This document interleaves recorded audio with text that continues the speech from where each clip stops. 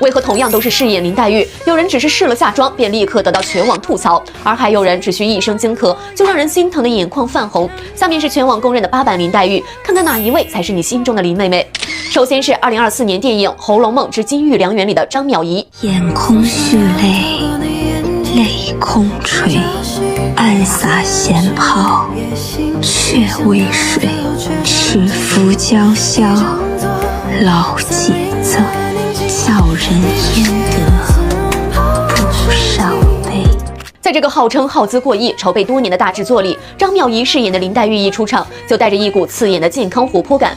林黛玉是谁？那是出生列侯之家、书香之门，骨子里刻着矜持与傲气的世外仙姝。可镜头里的张妙仪眼神乱飞，举止粗糙，像个随时准备在荣国府偷糕点吃的傻丫头。那份寄人篱下的敏感易碎被她彻底弄丢了，只剩下一张毫无古典灵魂的女团脸，形不似，神更散。这场毁容式的演绎被全网炒上了热搜第一。往回倒推几年，2010年李少红版《红楼梦》里的蒋梦婕同样遭遇了口碑滑铁卢。不少说梦为花几何，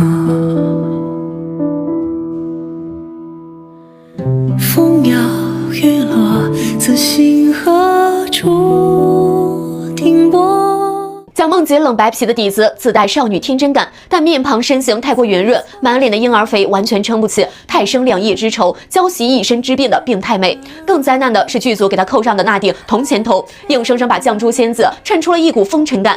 剧中甚至出现了黛玉猛喝茶当众吐水这种完全不符合大家闺秀教养的桥段。蒋梦婕演出了小女孩的娇憨，却把林妹妹过人的才情和那张能杀人的巧嘴全给丢了。比起内地女演员在气质上的迷失，中国台湾女演员则在另一个赛道里走火入魔。1996年华视版《红楼梦》，张玉燕顶着一双含情目出场，被媒体捧为台湾最美林黛玉。单论颜值，她楚楚可怜的幽怨气质确实惊艳，但这版《红楼梦》骨子里就是一部琼瑶苦情戏。张玉燕的眼泪像开了闸似的掉个不停，终日以泪洗面。她演出了一个让人心疼的深闺怨妇，却丢掉了治本节来还节去的孤高与诗书傲骨，美则美矣，灵魂单薄。1977年的邵氏电影《金玉良缘红楼梦》，张艾嘉和反串的林青霞组成了当年风靡港台的宝黛 CP。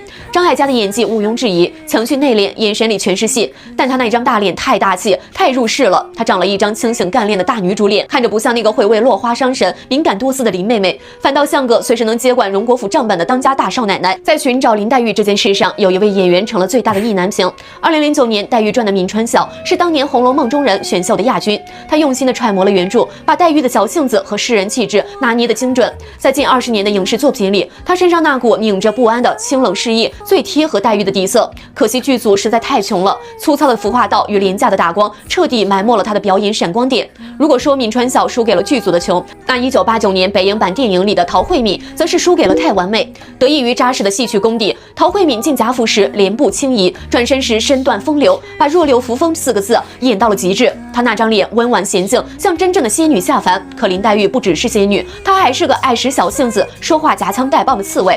陶慧敏的气质太乖巧、太温润了，褪去了黛玉身上那股带刺的叛逆与锋芒。她演出了仙气，却少了些鲜活的人味儿。在真正的戏骨面前，年龄从来不是塑造林黛玉的障碍。1962年粤剧电影《红楼梦》里，35岁的王文娟登场了。凭借深厚的戏曲功底，她不仅身段袅娜，眉眼里更藏着孤高清冷的书卷气。无论是寄人篱下的多思，还是少女的娇嗔，她全用精湛的演技补齐了年龄的劣势。